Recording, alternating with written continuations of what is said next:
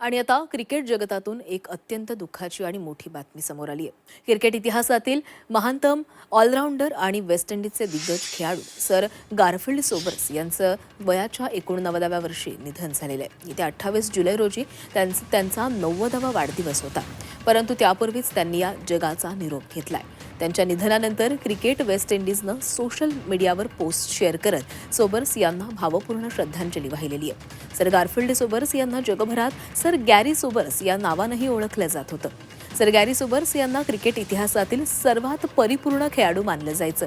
त्यांची फलंदाजी, गोलंदाजी आणि क्षेत्ररक्षण या तिन्ही आघाड्यांवर ठसा उमटवला होता, ज्याचा आदर्श आजही दिला जातो। सोबर्स यांनी अशा काळात क्रिकेट खेळले जेव्हा वेस्ट इंडिजची टीम जागतिक क्रिकेटमध्ये सर्वात मजबूत आणि आक्रमक मानली जात होती। त्यांच्या अष्टपैलू कामगिरीमुळे त्यांचं नाव खेळाच्या इतिहासात सुवर्ण अक्षरांनी कोरलं गेलंय।